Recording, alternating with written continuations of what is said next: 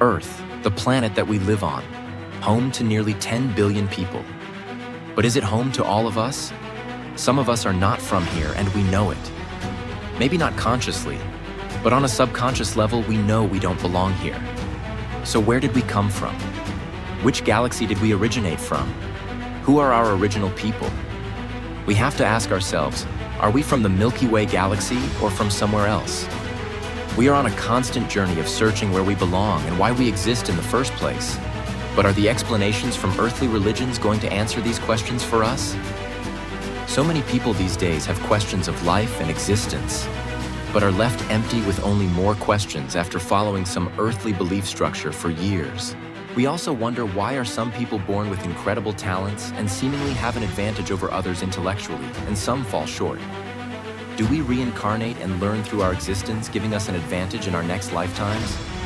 Or do we live only one lifetime and go to heaven like religion tells us? Some people believe we're in a simulation and our lives are being controlled by powerful beings. Some people believe that a creator deity presides over us and dictates every aspect of our lives.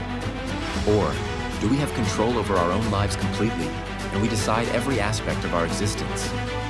We live on a planet that's shrouded in mystery with ancient structures that were built, but we have no definitive way of explaining how this was accomplished. Did other people from another planet come to Earth in the distant past and help our ancestors build these megalithic structures? Also, do ghosts exist, or are they figments of our wild imaginations? Have the hundreds of sightings of Bigfoot and other cryptids been fabrications of people that were seeking attention? Or have they been here with us all of this time? We also have to ask the question about our genetics and why we are so barbaric and warlike. Were we genetically manipulated by other human beings to be predisposed to barbaric tendencies? Have other humans and people from the great expanse of the cosmos been coming here for millions of years, and people are only denying this fact? I'm going to delve into these things: reincarnation, spirituality, existence, UFO encounters, the paranormal, science, genetics, and the future on live stream, and discuss with you, the listeners, and try to figure out the truth of all these mysteries. And maybe, just maybe, we'll find out together that we are all not from Earth.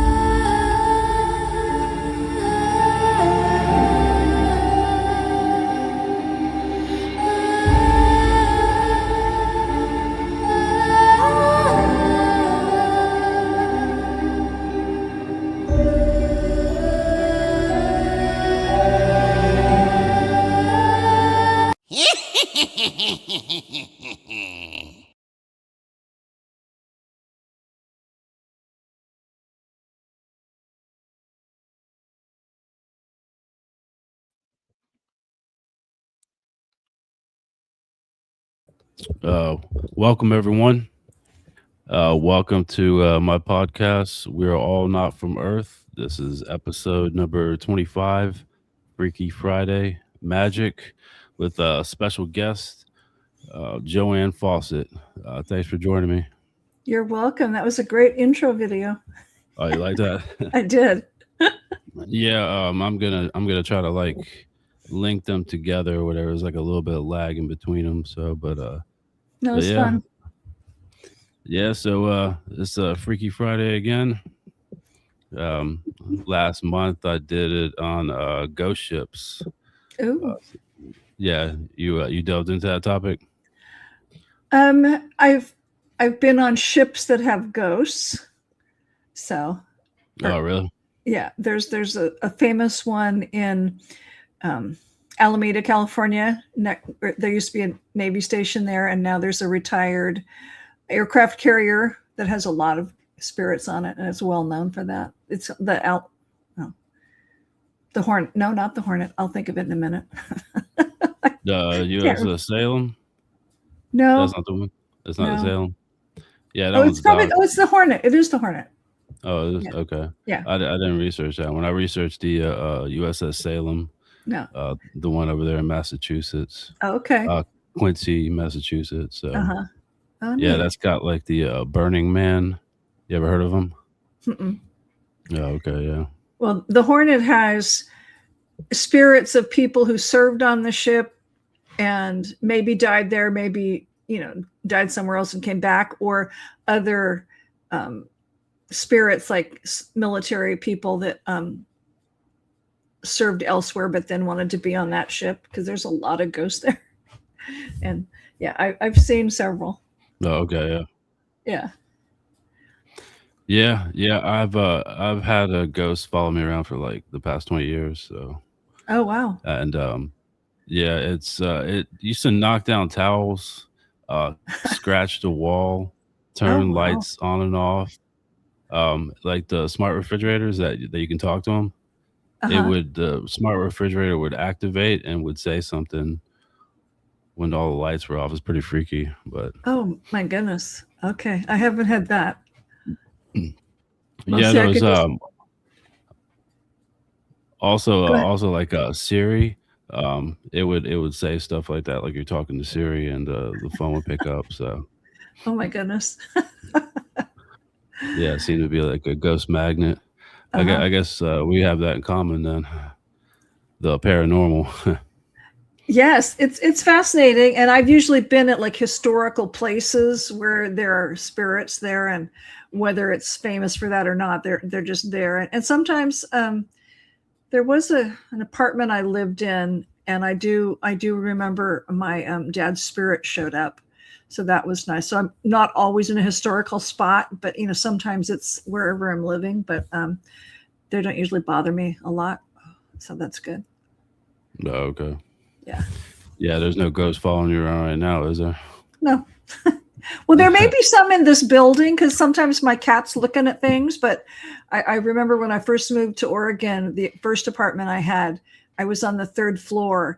And I know there must have been things up in the attic besides mice because my cats were all looking up, hearing things and looking up towards the ceiling because there must have been spirits up in the ceiling and they wanted to know because the cats Yeah, really yeah, pick up on that. So, yeah. It seems like animals are like intuitive to that, yeah, right? Like they're dogs and very, cats. they're very sensitive. Yes. So. Yeah. What if one you saw it on the screen walk right behind you? You think it's Uh, normal? I would, because I believe the spirit world is right here. So it's just a blink and it's there. It's just another dimension. So yeah, Yeah. I don't believe it's a far off place.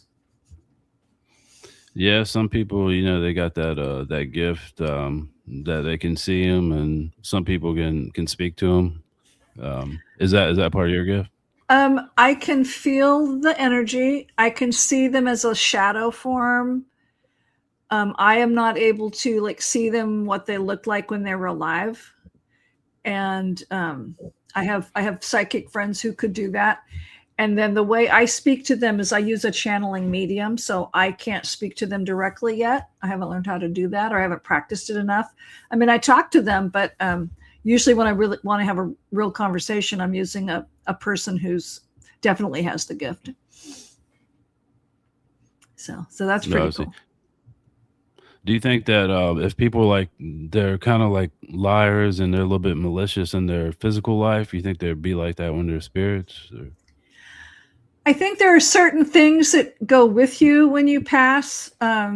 You might still have certain cravings. If you were addicted to cigarettes or certain things, you might still have that kind of craving. I don't know if all the malicious personality traits follow you, but I mean, sometimes if you like perhaps die in a really horrible manner and you're very angry about it, you might take you a while to get over that. So like, for an example, my mom's high school boyfriend, he was in World War II and was captured by the Japanese and died a horrible death in a Japanese, prisoner of war camp.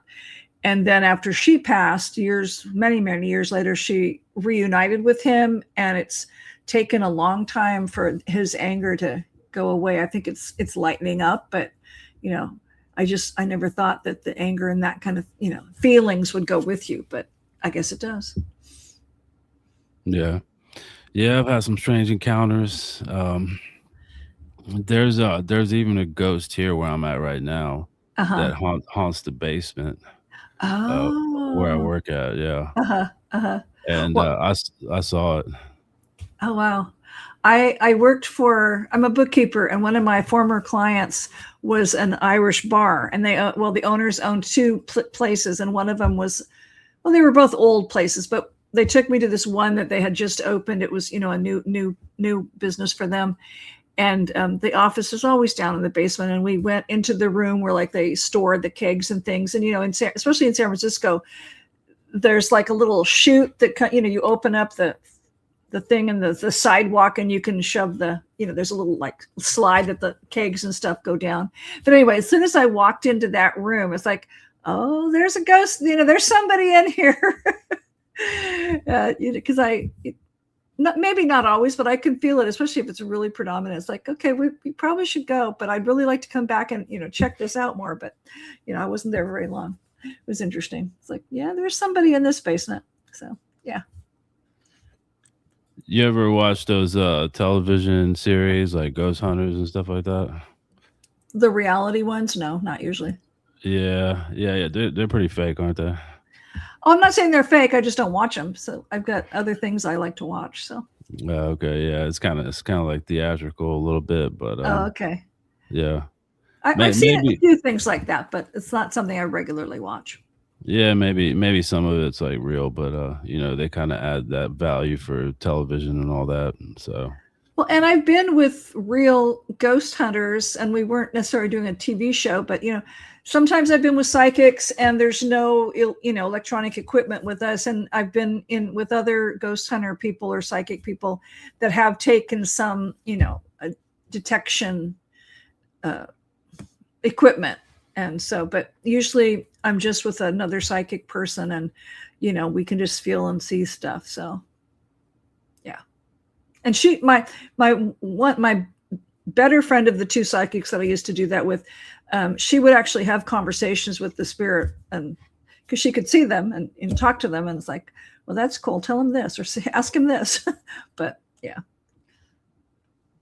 Yeah, I see. All right, so you wrote 3 books. One's Midlife Magic. I have written 3 books. One's coming out in just a couple weeks. Yeah, but Midlife Magic. The 4th one? No, the 3rd one is coming out in 2 weeks. Okay. Yeah. But Midlife Magic, I do talk about the 3 books. It's like I've unfortunately experienced several terrible marriages. And so a lot of it dealt around those relationships, but Midlife Magic, half of it talks about my UFO experiences and my magical practice and the paranormal and my experiences with spirit guides and protection and the fairy realm. So that's fun. I share a lot of experiences in that book. Okay. Um, Here I'm gonna put this up. I put this up on the last episode. I want your Uh-huh. opinion about this. Give me 1 second. It's Sure. um, let me see. Some people say it's like a gnome. I don't know if you've seen this video, but I'm gonna put this up here. This is really really interesting. There's two of them, but all right, here I'm gonna add it to the stage. ¿Quién era? Vamos a ver. Gotta rewind it real quick. Ven, ven. I can't see No it. te muevas. Uy. Okay, I'm just gonna rewind it real quick. Okay.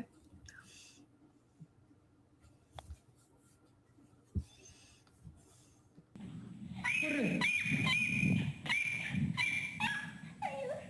¿Quién era? Vamos a ver. Ven, ven. No te muevas. Uy. Did you see that one? I did. Is it supposedly real? Yeah, you don't Somebody think it's filmed real? that? Well, I don't Yeah. know. I didn't see it very much of it. I could see the little pointy hat. Yeah. But it's interesting because there are many types of beings from the fairy realm. We call them elementals, and they're not all the pretty little people with wings and things. I've seen one that looks like that, but they also take on different forms, and they can. Some of them aren't necessarily pretty, but they're energy beings, so they're not always in a physical form anyway, and it's hard for them to be in a physical form, and maybe sometimes they're in a physical form that maybe they think you want to see, or maybe that will kind of mess with you or whatever. But if you ever have seen Brian Froud's illustrations of what he thinks different fairy realm folk look like, I've seen some that look like little people and some that look like a big mass of sticks and things with eyes and arms and things like that. So they're not always necessarily beautiful human looking creatures, but they're all interesting in their own right. So Yeah, I mean the stories from the past. I mean, there has to be some truth to it. So, well, they can be very there's mischievous. I lived in a house in California that had many types. Some lived outside, some lived inside, and you have brownies and sprites and gnomes and trolls and fairies. I think those are the main ones. And I had a bunch of different kinds on the property there, and sometimes they can be very mischievous, and I would lose things because they hid them, and then I would they'd laugh about it, and I'd ask them very nicely to please put it back, and then magically oh, there's my keys, or oh, look, in this pile of paper that I've looked at 5 times, there's the piece of paper I want sticking out. Or sometimes if they're not happy with me, I would get like pushed as I was going up or down the stairs or things like that. So, but I was always very good about leaving them treats when it's a solstice or a new moon or a full moon or different holidays and things. So I make them little beds and things like that, so I treat them like their family. Yeah, there's legends over here where near Knoxville, Tennessee, like the Mhm. Cherokee Mountains, Ooh, that cool. people have had encounters with these smaller human beings. There's a story. I don't know all the details, but they were I think it's the Cherokee College over there, and Okay. they were adding on to it, and they demolished one of the walls, and they found a tunnel with like little clothes and little coins and stuff like that in it. Really? Yeah, you never heard Oh, that story? I have not heard that story, but that also reminds me of a storybook that probably my 4th grade teacher read called The Borrowers, when this little this little family lived in the walls, but they'd go out in the house, but they had, they would have little clothes and things. So, but yeah, but I believe all that stuff. So and like I said, when I was in California, there were a lot of them. And so I tried to take care of the garden, and I would leave treats in the garden and in the house. And, I would talk to them, and I couldn't hear them talking back to me, even though I knew they were. But every now and then I could see them, or, I'd be watering, and it's like one of them looked like a butterfly, and then it turned, it flew away because I accidentally hit him with the water when I was watering, and then I was like, oh, that one's got little human legs. Oh, that's not a butterfly. So it's fascinating. Yeah. Yeah, it is. My theory is that they're from other planets and they came here and they don't have the capability of leaving anymore. Well, They don't have like space flight technology. Well, they're energy beings, and some of them did originate here, but there are many also out in the universe on different planets. So, that there could be truth to both of those things. But there are elementals that live on other planets with other species. So, but the ones that live here and that originated here are, like Mother Earth is their. They're trying to protect it, and they get really upset with us because we're treating it so poorly.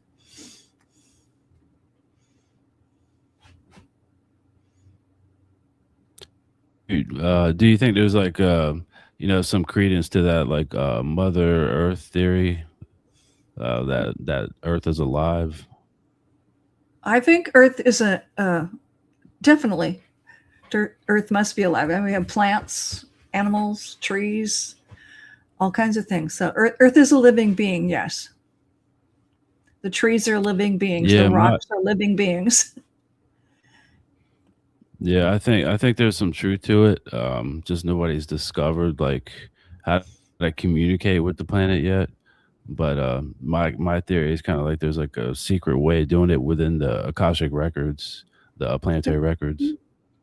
That could be. I haven't thought of that, but even if you look at I don't know what the proper terms are, but I've seen videos or things like, the trees, the root systems and stuff, everything kind of connects. So the plants and different things, especially under the ground, things, the plants and the trees and things communicate with each other. So I forget the term for that, but I love talking to the trees. And I was on a cruise in Alaska just this past May. And one of the places that we stopped was tribal land. And there was a part of an old forest that's now like, I don't know, state park or local park or whatever.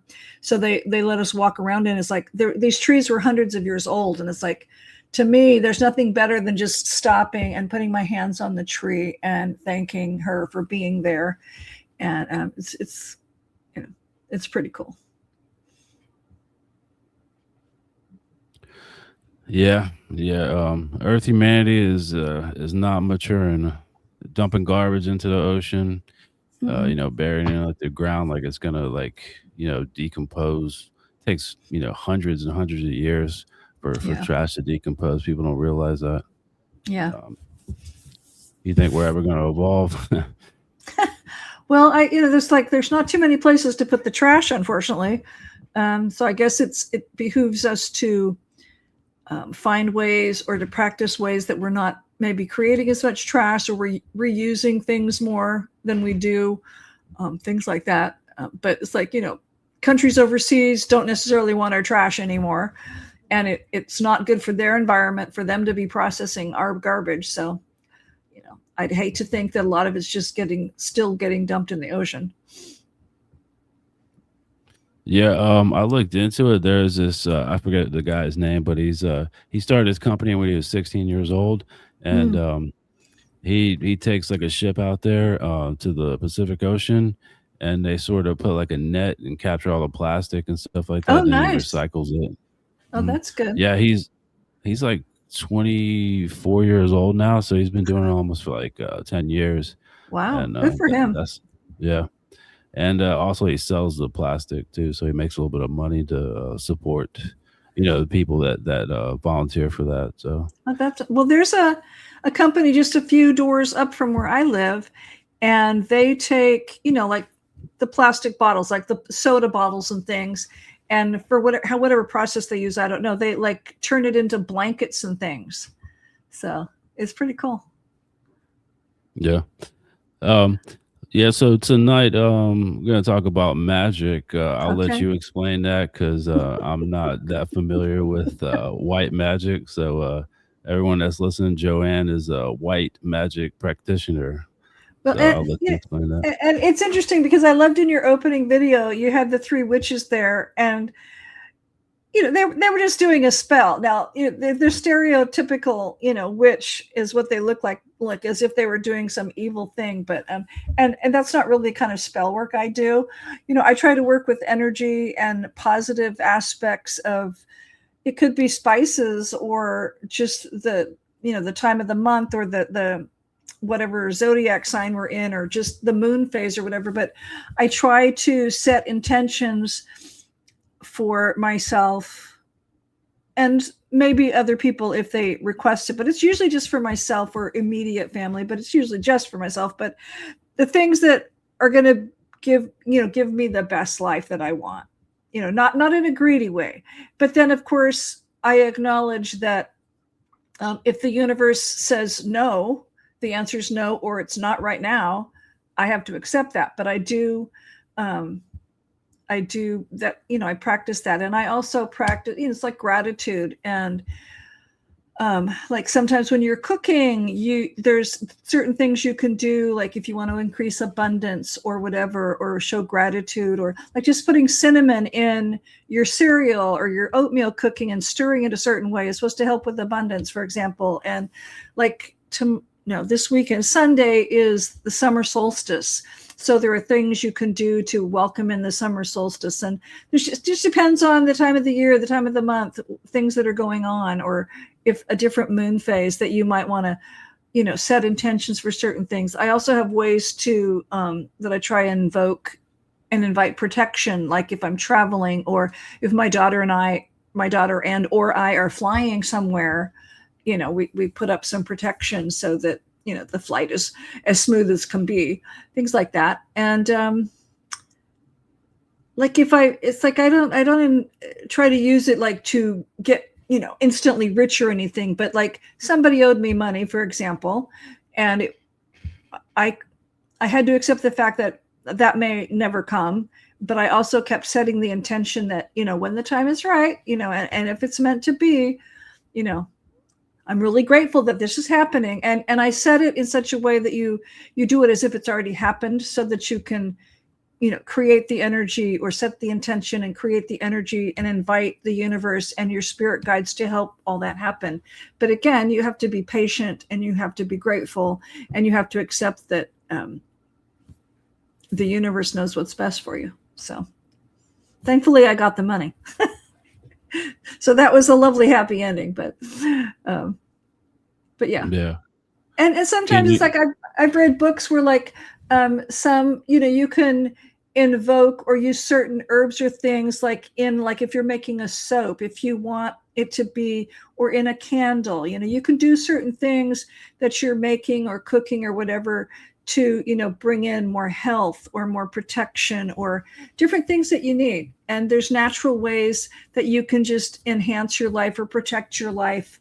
And sometimes it's just journaling and repeating and having a gratitude practice. So I do have a wand. I do have certain tools. I do have a pendulum. Do I use them all the time? No, but I do have them, and sometimes I use them.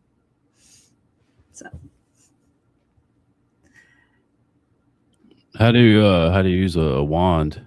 What's the Well, I sort of have to say ceremony? I've never actually used the wand necessarily in like a spell or anything, but sometimes, especially if I've been in a group, or even when I wasn't in a group, you can just use the wand if you're creating a sacred space, like to have a ritual or something, and you can use the wand for parts of that. If there's a process to create the sacred space. And so you can use the wand for that, or sometimes we just use our hands. But it's never like I'm waving the wand to like cast a spell or anything like that. So I'm nothing like the people in the movies. You watched the Harry Potter movies? I've watched some of the Harry Potter movies, and I love practical magic.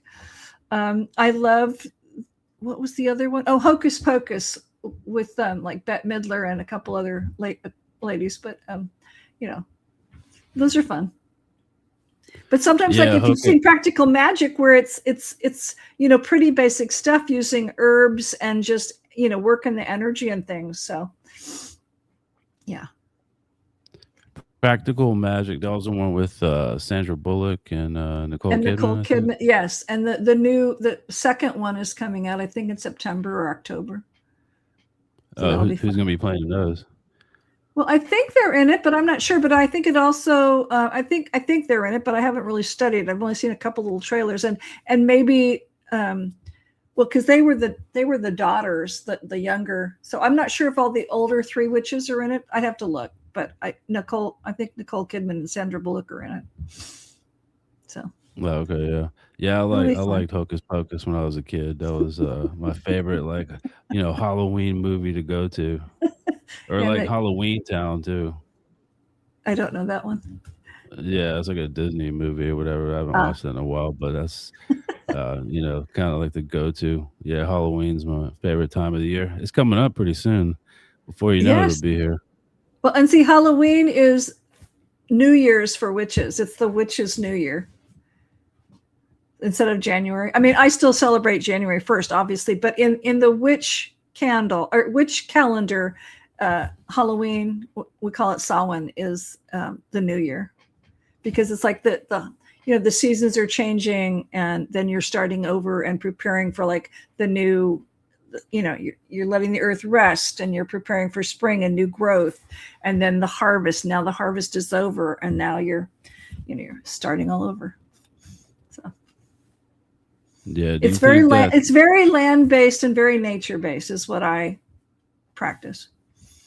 Oh, okay. Do you know a little bit about Wiccan? I don't know anything about that either. I don't, there's different traditions, and Wiccan's just one of them. So I've taken some classes led by like Wiccan priestesses, and that was good information for me, especially when I was starting out in this. I tend to embrace more, and it's like that is a religion, but I don't really adhere to any set religion anymore at all. But I embrace more and resonate more with the old Celtic, old world practices. So, because that's one of my spirit guides. That's where she's from. So, a couple of them. Oh, you have a couple spirit guides? I have actually a whole team. Oh, really? I have quite a few. I want to hear about that.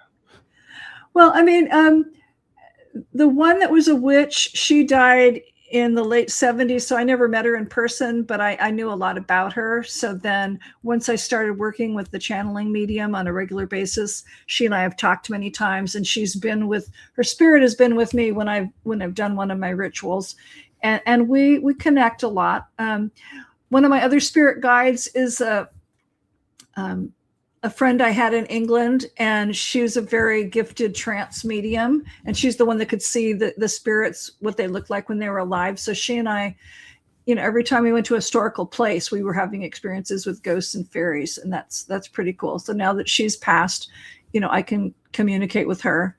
And then I talk to family members and just master teachers. And as I've learned, because I mean, your opening video brought up reincarnation. So I've learned that I've lived many lifetimes. And so I've talked to a couple of my master teachers. One in particular, apparently I was a protege of a Chinese martial arts master, like in 800 BC in China.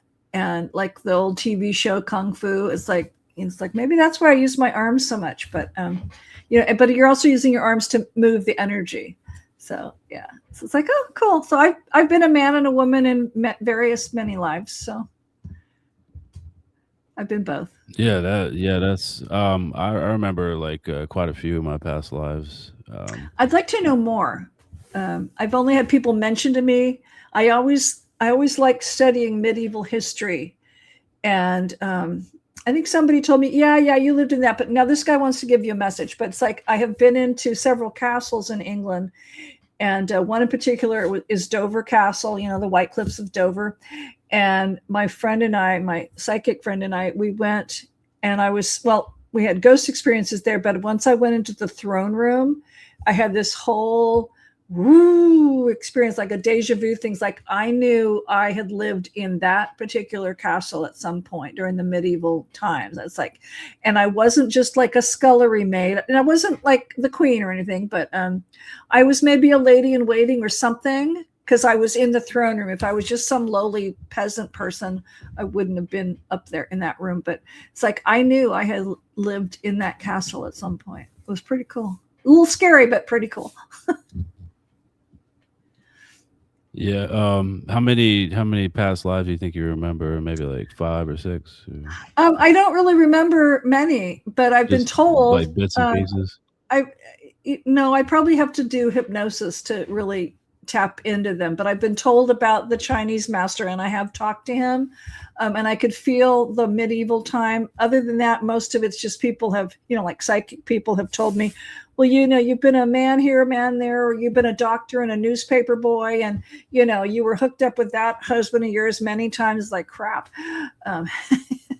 So it's not like I remember them necessarily. I remember the Dover Castle one. It's like in that moment. Now I was there last year and I did not have the same feeling. I was happy to be there, but I didn't get that woo feeling again. But once was good. But I would probably need to do hypnosis to really tap into the memories. So, and I haven't done that. Yeah, I'm not capable of being put under hypnosis, so I can't do like past life regression hypnosis. They've already tried; it doesn't work. Oh, I haven't tried. I can, if I'm in like a guided meditation, I can go pretty deep. So I'm thinking maybe I would be able to get hypnotized, but I haven't tried it. Yeah, I'm gonna. Meditation's good. Yeah, I meditate too. I got a copper meditation pyramid. It's a specially made pyramid to help you meditate. What it nice. does is it blocks like the electromagnetic activity, other people's thoughts and stuff like that. You can get into a meditative state pretty quick. So Wow. Usually I've just been in mostly the witchy classes, and even a witchy related writing class and stuff, or a class and the teacher's talking softly and usually often doing a drum and things, and I go under, so, or I go deep and get some good messages. So yeah, it's fun. Do you see the colors like blue, green, yellow, and red? You remember seeing any of those colors? Not necessarily. It's probably, for me, it's probably more black and white and feeling. But okay.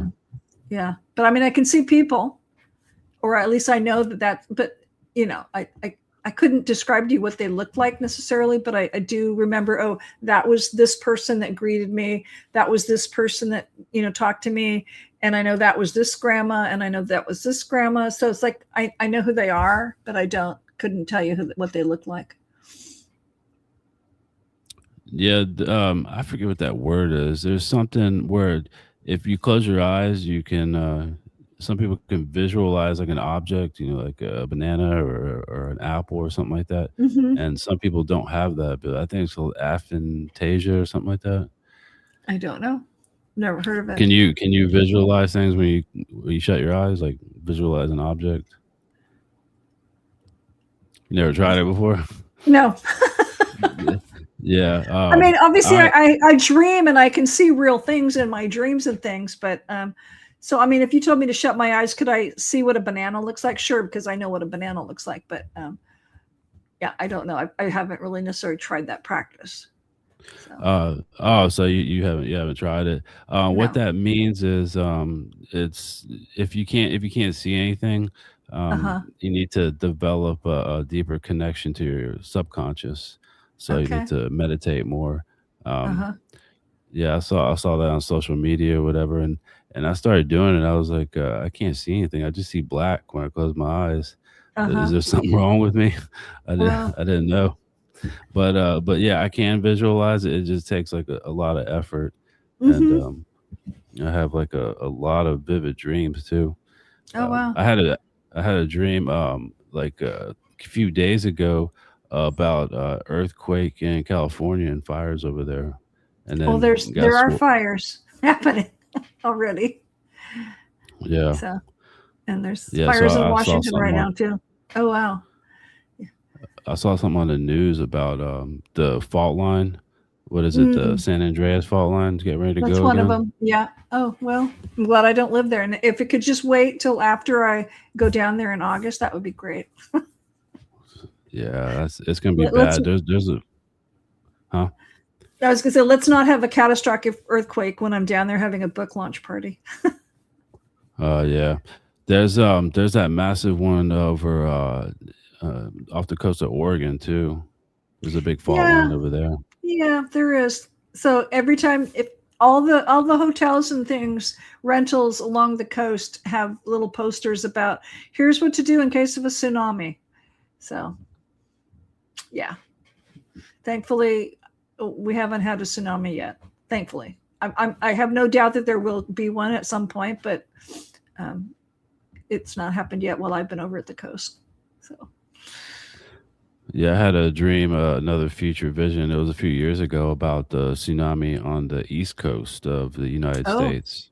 wow, Yeah, because how that's going to happen is La Palma in the Canary Islands. uh-huh. Whenever that goes off, it'll a bunch of landmass will fall into the ocean, and it'll create like hundreds and hundreds of feet tall tsunami.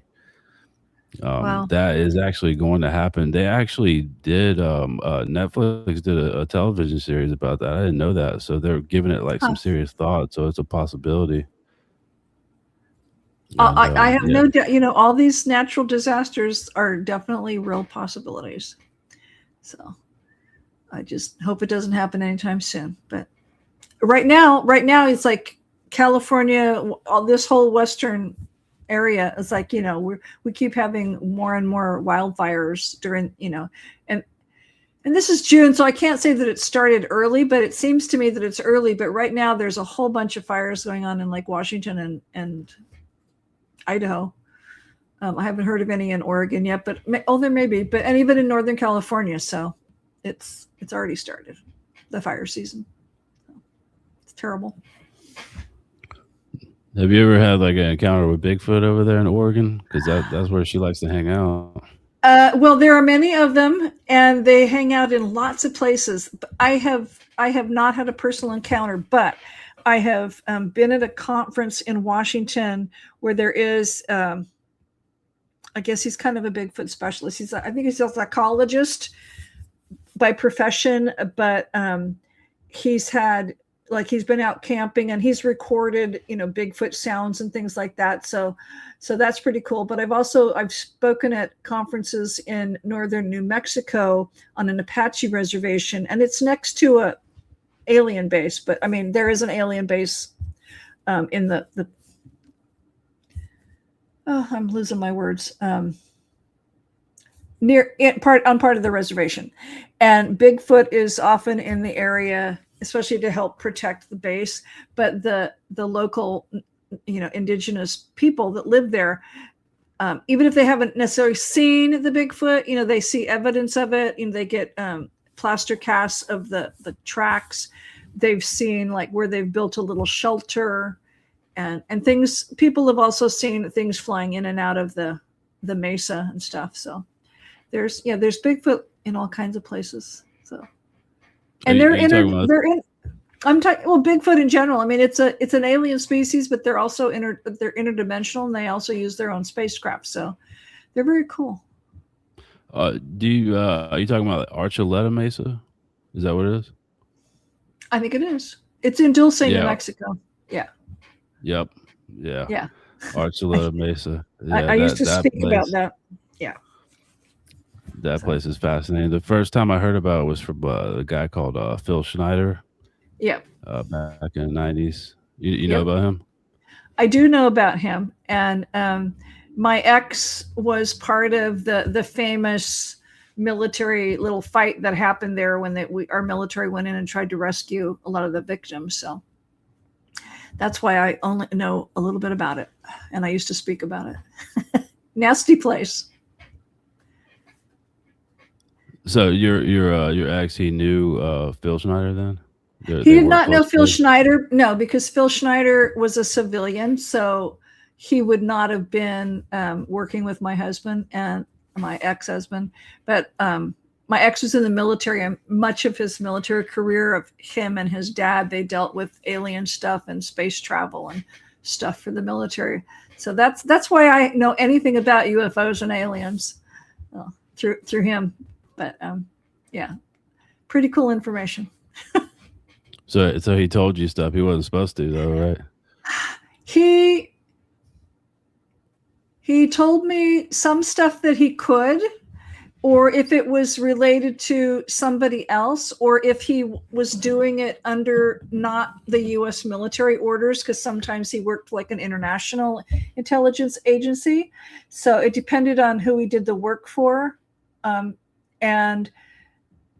then maybe sometimes he would talk about like what his dad did, and his dad had been dead. So, or maybe he could talk about certain parts, and the government and the military always knew what he was sharing. And so I never got arrested for saying things I shouldn't have said. And the only reason why I have any information about the Dulce thing is because he was asked to help edit a report that was going to the Joint Chiefs of Staff, and magically a copy landed in my desk. So, yeah, and that was only a small fraction of the information that the military had about Dulce and all the researchers and investigators, UFO investigator people that were studying it and stuff. But what I have is enough. It's scary.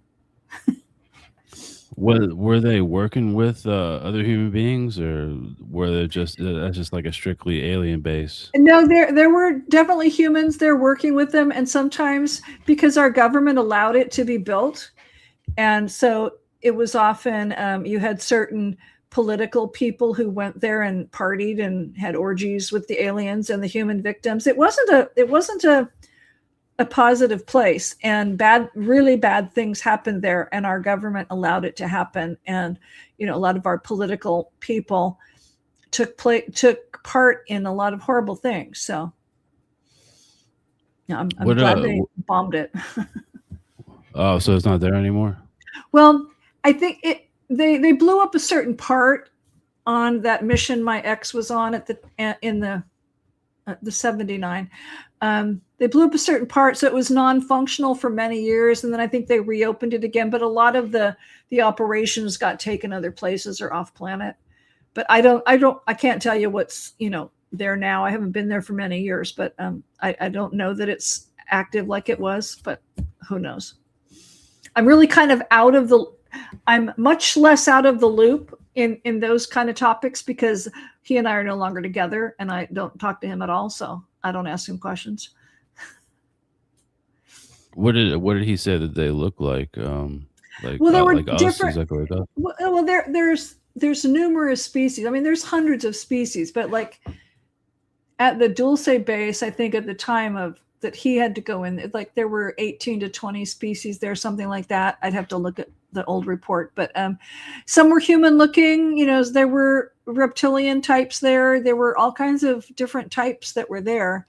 And, there was labs going on. They were doing all kinds of experiments on humans, and, mind control experiences and genetic experiments.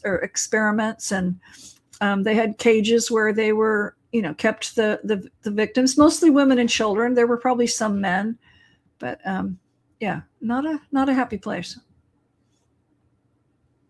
And like I said, our government allowed it, but there was a certain faction of the military who said, you don't do this to especially women and children, and decided to do a rescue mission, and they did.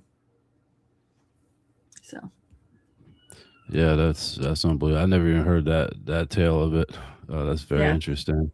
Yeah. But I know about the abductions. So they use their reverse engineered craft to like make it look like it's aliens, and they abduct people.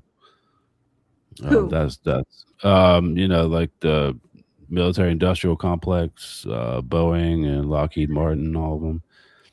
Well, I mean, aliens abduct a lot of humans.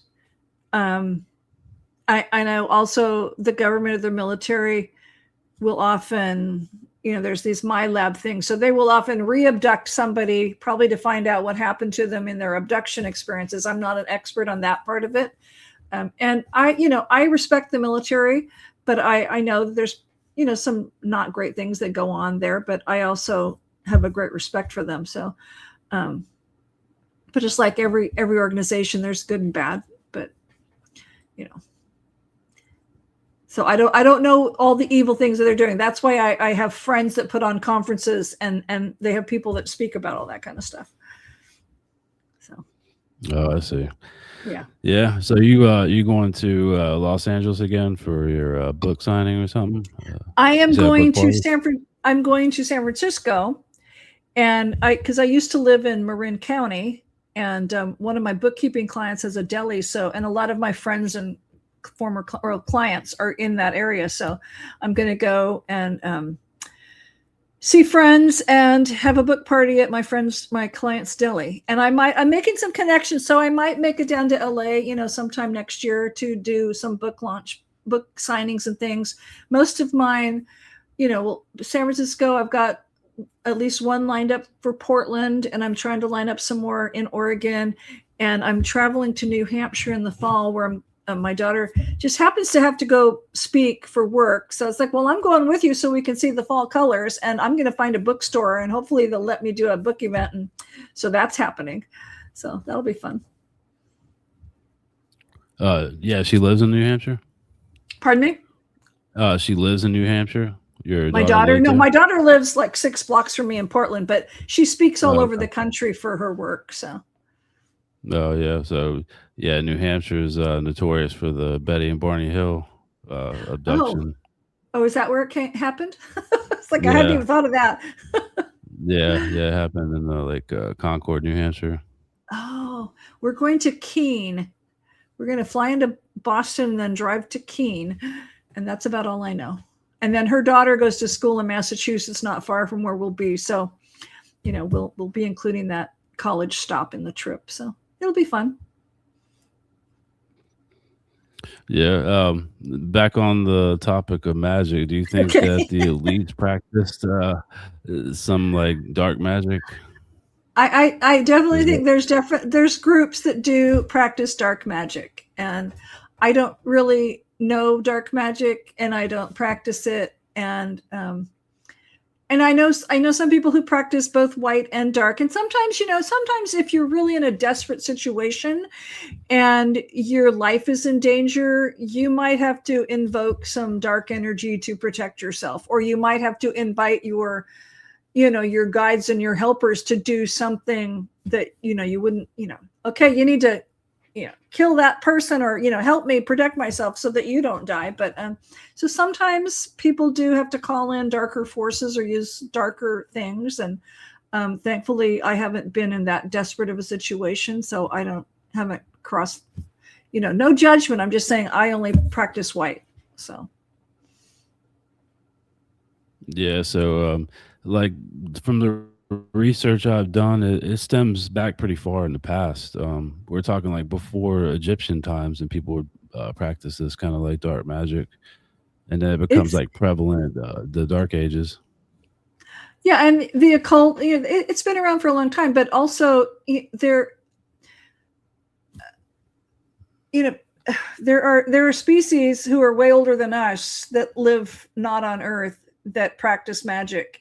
And magic, here's the thing, magic is science. It's just basic science. It's just learning how to use the natural laws in certain ways. So it's not like it's this really weird thing you're making up, but it's just science. So if you know how to use the natural laws in certain ways, we just call it magic because I guess, people don't understand it, but it's been around for a long time. And I've learned through teachers and things that, like the Celtic witches, they might have gotten a lot of their information and knowledge from other worlds or otherworldly species or whatever. So, because the aliens have been coming visiting here for a long time, and several species have witchcraft in their species. It's part of their spirituality. That doesn't mean Yeah. it's always dark. It's just interesting scientific knowledge. Yeah, it's kind of like mastering the elements, pretty much. Yes. Your mental abilities. I mean, like, this is probably not a great example, but you use science and natural things to create the atomic bomb. But it's like, but it's like, so it's just a way to use natural laws and energy and things to, I just try to, like I said, I try to use it to honor Mother Earth or protect myself, or, try to call in good things into my life that I think will help me. So I don't use it to curse any of my ex-husbands or cause them harm or wish them dead. I don't do that. So, why would I want to bring all that anger back up? It's like, I don't. So it's like, when I write about the ex-husbands, for example, I don't dwell on, it's like I share the bad things that happened and then use it as a lesson on how to improve my life and what I can do better. But I don't dwell on the negative stuff about it. And, I don't do anything to cause them harm. Do you believe like curses work? Somebody has the ability to curse somebody, it would work? I know people and of people who do have the ability to curse people, and yes, it works. And I know of people voodoo? who have, pardon me? Sort of like voodoo? Well, voodoo is a different spiritual practice, but within witchcraft, you can curse people and you can cause people to get sick or die or whatever. But again, I don't dwell on that stuff, and I don't know how to do it, so I'm not going to try to learn either. So. Yeah. So I'm pretty sure that the elites do this Thelemus sex magic. Aleister Crowley. Oh, I was going to say there's a name, and that's the name I was thinking of, Aleister Crowley. He was very into the occult and stuff. Yes. So. Yeah, so he was like a 33 degree Freemason. Mason. Oh, okay. Yeah. Why you got history with Mason? No, I hope not. I mean, I know twinges of things, but it's like the 33 is like, that's when you start getting into their upper levels. So, yeah. I really don't know much about them, but to be wary of them. So. Yeah. They didn't always used to be like that. It's just when they got infiltrated by another secret society, the Illuminati. But Aleister Crowley, he formed Ordo Templi Orientis, and they do magical practices, and they control Hollywood. So they control Hollywood, sports players, musicians, pop stars, rappers, all of them. I believe that. I do believe that. So. Yeah, so he was branded one of the wickedest men in history. Yeah, he did a lot of depraved things, and some people say he even did have like some kind of mental abilities. You think that was true, or? I don't know. It's like I do know he was very involved with it. I haven't studied him a lot personally, but there's probably a lot to what people say about him. But I mean, and if you look at Hitler studied the occult and stuff too. So, and look what happened there. But yeah, I know of a lot of people. I don't necessarily know a lot of their history and what their abilities are. So, I don't claim to be an expert. I know what I do and what I practice, and I know what works for me. So, would I try to teach a class on it? Not necessarily. I could teach you what I do to help me and help my life.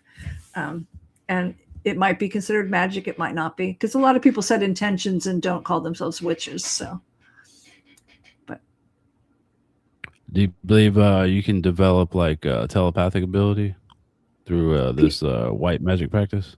Well, I mean, people, you don't have to be a witch to be able to use telepathy.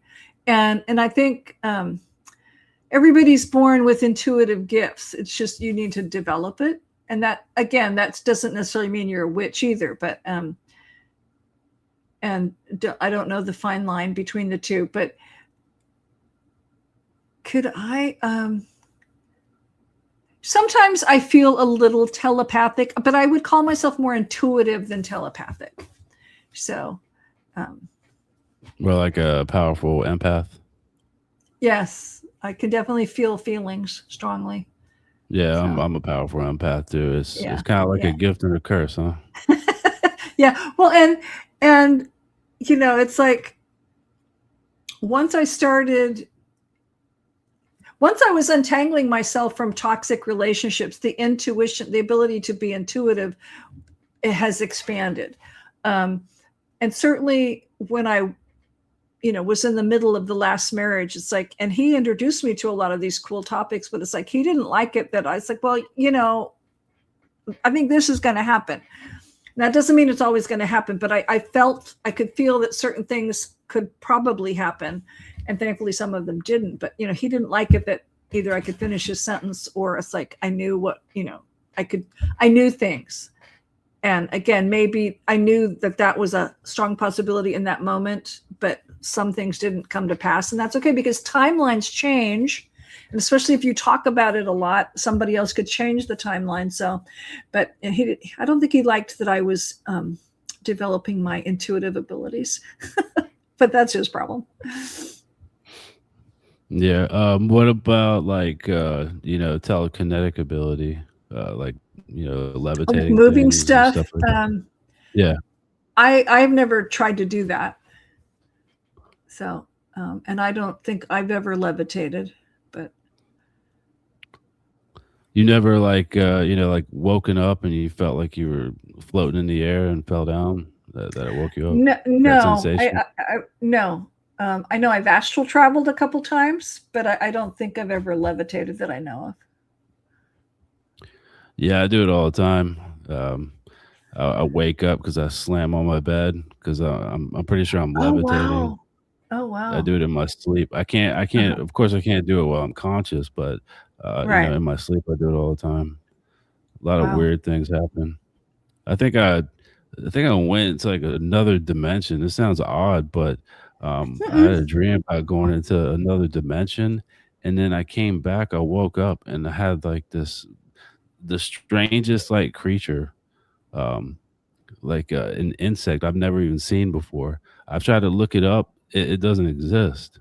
Oh wow. So what I did was I took it and I put it outside. Yeah, it's just odd that happened. I haven't told anybody. That happened like a week ago or whatever. I was in What did another dimension. it look like? It's hard to describe. I'll have to like Okay. draw it. That'd be good. It looked like it was like sentient, like intelligent. So I'm gonna draw it here. Let me see. It's unlike any like insect that I've ever seen. I've been like, in jungles and stuff like this, and Oh really? walking in the woods my whole life. I was even thinking about being a marine biologist. So I've done a lot of studying and all this, but Mm-hmm. yeah, this Were is you in the just military? yeah. Why, you can tell? You talked about Yeah. jungles. Oh branch? yeah. Regular army. I was Okay. a helicopter mechanic. Okay. Well, thank you for doing that. Yeah, and also whenever so I went to basic training in Fort Benning, and Georgia. RCO told us that there's like a secret facility down there. So Yeah, we were fascinated by that. Trying to get this picture right. I mean, this is like Well, there are, it's a crude drawing. there are insect types of aliens, and there are certain elementals or fairy realm, whatever you want to call them, that could look like insects. And especially if you were in another dimension, who knows what it was? That's pretty cool. Yeah, I don't even know how to describe it. Like, did it have legs or things like that? It did have legs, but it all right, this is just like a quick drawing. Well, you might not be able to see it because of the light. Oh, that's cool. That's But like only 4 legs. That's like the oddest. Yeah, it had 4 legs in the back part. That's like some kind of like frill, and yeah, it was just like sitting there staring at me like it was reading my thoughts, or it was kind of bizarre. So I freaked out when I saw it. I freaked out. It was on my arm. I thought it was gonna try to bite me. I had like this fear. But it came back with you, and so you were Yeah, it awake came when back you put with it me. outside, and Yeah, you were awake when you put it outside. yeah. Oh, that's cool. It's it's just odd. I don't even know what to think about it. Well, I And hope he yeah, comes look, back to visit you. yeah. I can't be open in other dimensions. Imagine if I get stuck in one of these dimensions. Like, True, but if he stayed here in this one, then maybe you two could talk telepathically. yeah, I swear, I think that bug was like very intelligent, very sentient. There's a cool little insect alien species that came here to live because their planet died. Um, that looks like a water bear, like that we throw out in space, to see, because they can endure certain things. But anyway, it but they are very intelligent and they do communicate telepathically, and they're tiny little things, but they can they can use weapons and all kinds of things. But so nothing surprises me that could very well be an interestingly non-human creature. So Yeah, I cool. I don't hope know I hope what he to think comes about back it. to visit you. Yeah, I put them outside. I don't like, I respect nature and Yeah. animals and trees and all that. So I just kind of try to keep things alive and just put it out outside. So Well, that's good. I don't know what happened to them, but Well, maybe he'll yeah, come very back. very odd.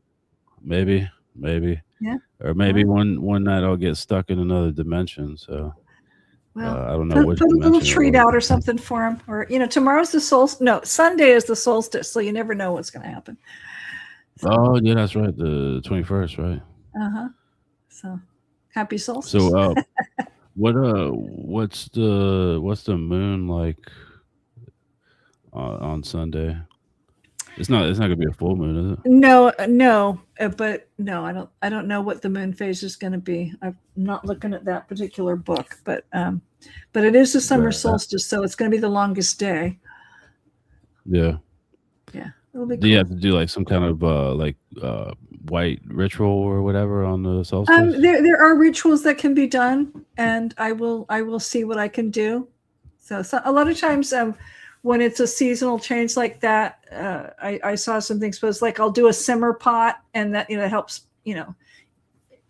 with the energy, especially depending on the herbs that you put in it, or lighting certain candles and doing certain things. So I haven't done anything to prepare for it yet, but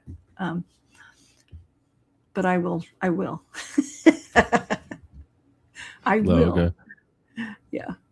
So What about I on just the winter solstice? You do anything special that I at do that try to time? do some kind of ritual. And again, I definitely do a simmer pot where I'm, your water, and then you've got some fruits and like sprigs of greens or bay leaves and different things, and cinnamon, so that you've got this yummy smell that's filling up my apartment. And just you set intentions, and whether, like, I usually write them down, but some people like write it on the bay leaf or something. And it depends on what I put in. It depends on, it's like, do I want to drink that like apple cider later? Do I want it to be like a mulled cider? If I do, then I don't write on the leaves or whatever. But so it just depends on what I want to do. But I usually like write my intentions on paper and then put them in my little cauldron thing. So, but yeah. But you can do spells and things like that, and maybe there's certain cleaning rituals that you do for different. I've got all kinds of books on suggestions of what you can especially do for the different. And you're always thanking and honoring your ancestors. I do that all the time, but especially as you get to the Halloween time and then into the Yule time, and honoring the ancestors is a huge thing for me, and that's basically what the new book is about anyway. So I'm all about honoring my ancestors. Yeah, your advice to people would be don't delve into any sort of like dark magic or anything, or just stay towards the positive Why? side. It's like, yeah, I don't advise that. But like I said, it's like the few times I've heard about it being used, the people were in dire straits and they would have been killed. So, they use some darker magic to protect themselves. But in general, It's like, I wouldn't advise it, just if you're trying to, just see what's going to happen. It's like, why? When there's so much good that can happen by using positive things, positive energy and positive thoughts. And, the world has enough negativity, and why bring more? Why cause more? Yeah, sort of like manifest destiny, think something positive Manifest, and it will happen. yeah. Manifesting can work both ways, and I'm all for manifesting positive things that I want in my life. So just I the biggest lesson for me is patience. It's like, okay, but could it happen sooner than later? But sometimes it's like I'm still waiting for certain things. So when the time is right, it'll happen. But Yeah. Can you do me a favor and manifest the Mega Million numbers tonight? I don't even play the lottery, so sorry. Yeah, it's like at 543 million, I think. But you could set the intention and write out some gratitude lines about, I'm so grateful that I won this beautiful lottery prize. But again, if it's not meant to be, if it's not in your best interest, it's not going to happen.